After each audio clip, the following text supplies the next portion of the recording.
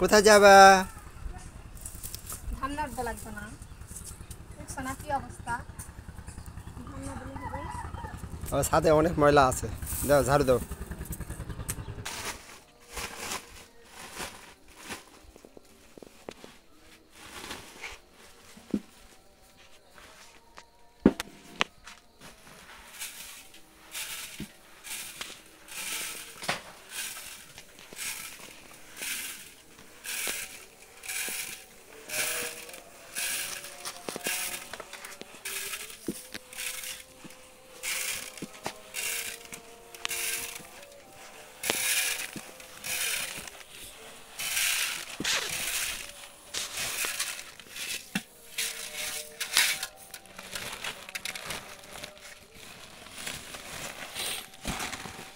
কাজের চাপে আমরা কখনো ক্লান্ত হয়ে পড়ি না। আমরা ক্লান্ত হয়ে পড়ি দুশ্চিন্তা আর হতাশার কারণে। হ্যালো এভরিওয়ান, আসসালামু আলাইকুম সবাইকে। তো যারা আমার ভিডিওটি দেখছেন, আশা করি আপনারা সকলে ভালো আছেন, সুস্থ আছেন। আলহামদুলিল্লাহ, আল্লাহর রহমতে এবং আপনাদের ভালোবাসায় আমিও ভালো আছি। তো আজকে শুরু করছি নতুন আরও একটি ভিডিও। তো ভিডিও টাইটেল দেখে নিশ্চয়ই বুঝতে পারছেন যে আজকে ভিডিওটি কী নিয়ে। তো যারা আমার ভিডিও নিয়মিত দেখেন তারা নিশ্চয়ই জানবেন যে আমাদের বাড়ি ভাতের চাল শেষ। তো যার জন্য একটু আগে ভাগে ধান কাটছে। তো সেই ধান আজকে সিদ্ধ করা হচ্ছে।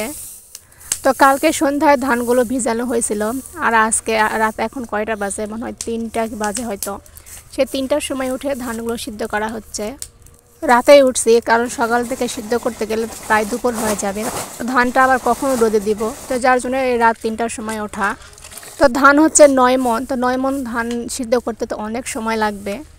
তো আমাদের ধান সিদ্ধ করার চুলাটা যেখানে আছে সেখানে একটু বাতাসও হচ্ছে, তো যার জন্য শীতও লাগছে। আর যেহেতু এখন একটু হালকা হালকা শীত পড়ে গেছে,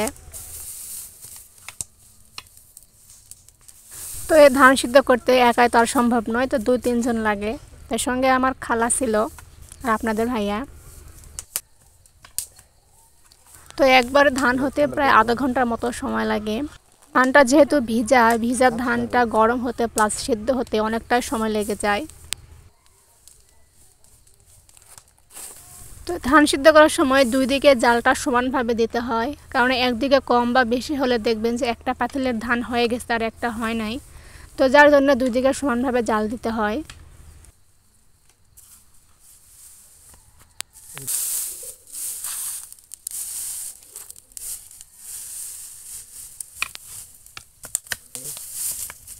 তো আমার এই ভিডিওটির কোথাও কোনো অংশ যদি আপনাদের একটু পরিমাণ হলেও ভালো লেগে থাকে, তো অবশ্যই আমার চ্যানেলটি সাবস্ক্রাইব করবেন।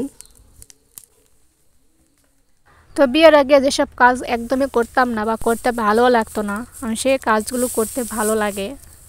তো এই ভালো লাগার কারণটা হয়তো আমার জানা নাই, হয়তো পরিস্থিতির শিকার, বা মেয়েদের জীবনটা হয়তো এরকম, যেটা করতে পারি না বা করব না সেটা পরবর্তীতে করতে হয়।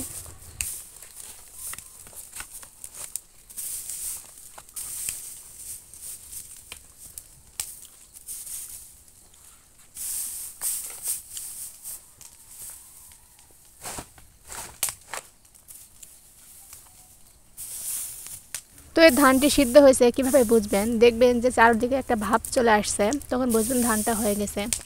তো আমারও ভাপ চলে আসছে, কিন্তু মাঝখানে হাত দিয়ে দেখি মাঝখানে এখনো গরম হয় না, একটু ঠান্ডা আছে। তো যার জন্য একটু জাল দিয়ে নিচ্ছি।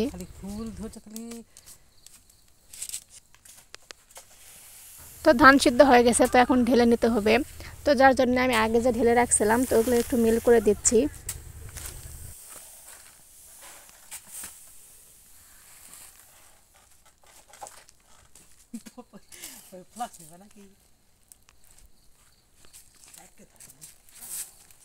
আমার কাটতে ভালো লাগছে, আমি হ্যাঁ,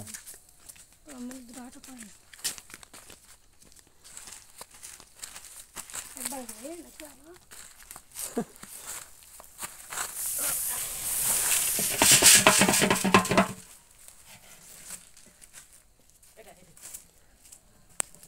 কোন আছে?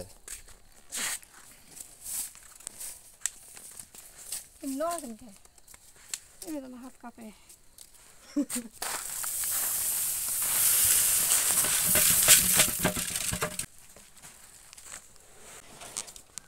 ওরা না খেত দে মুছে দিয়ে তো চুলা দেখেন কি অবস্থা, একেবারে ভরে গেছে। 9 মণ ধান সিদ্ধ করতে অনেক খেলা লাগছে। তো ধান আমাদের সব সিদ্ধ হয়ে গেছে, শুধু অল্প একটু আছে, মানে আধা পাতিল হবে হয়তো। তো একদিকে ধান দিছে আর একদিকে তো পানি দেব।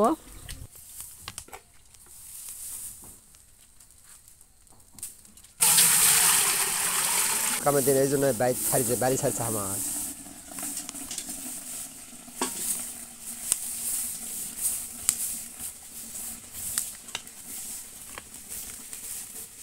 তো যাই হোক, আমাদের ধান সিদ্ধ করা কমপ্লিট। আর দেখেন চুলার কি অবস্থা, একেবারে ছাইয়ে সব জায়গায় মানে ভরে গেছে একেবারে। তো এগুলো এখন আমি সব কিছু পরিষ্কার করে নিব। এর মধ্যে ফজর আজান হয়ে গেছে, তো আপনারা শুনতে পাইছেন কিনা জানি না, তো ফজর আজান দিয়ে দিছে।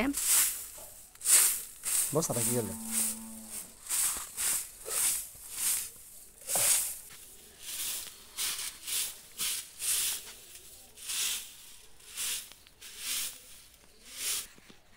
আর এই ভোরের আকাশটা দেখেন কি সুন্দর লাগতেছে। আর আমাদের গাছের ফুলটা এই মাত্র ফুটলো, রাতে ফোটা ছিল না, তো এই মাত্র ফুলটা ফুটলো।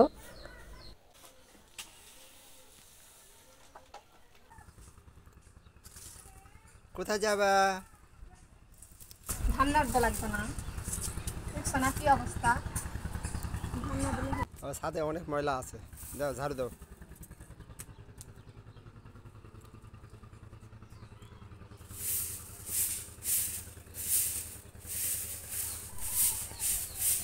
তো সবাই মিলে একটু নাস্তা করে আমি চলে আসলাম ছাদে। তো ছাদটা অনেকটা পাতা টাতা পড়ে আছে, তো ভাবলাম এগুলো একটু পরিষ্কার করে নেই।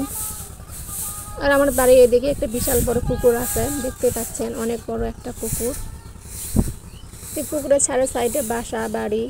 তো এই ছাদটা পরিষ্কার করে নিয়ে আমি নিচে চলে যাব। তো বস্তার ধানগুলো সব তুলতে হবে।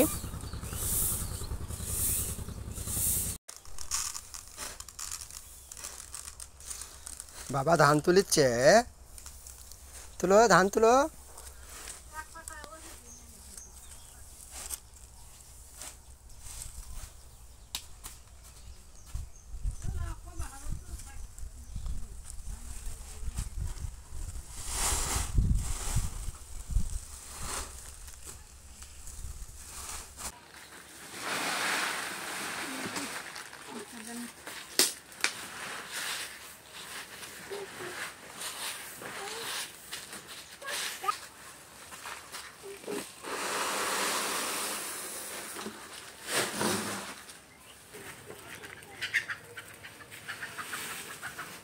হয়নি রে, চোখ গুনে টাঁচ আছে।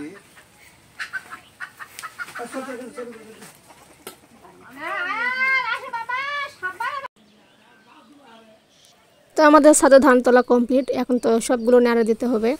তো ভিডিওটি আজ এই পর্যন্তই। তো ভিডিওটি কেমন লাগলো অবশ্যই কমেন্টের মাধ্যমে জানাবেন। যদি ভালো লাগে অবশ্যই একটা লাইক দিবেন। তো আপনারা সকলে ভালো থাকবেন, সুস্থ থাকবেন, নিরাপদে থাকবেন। দেখা হবে পরবর্তী কোনো নতুন ভিডিওতে। সবাইকে আল্লাহ হাফেজ।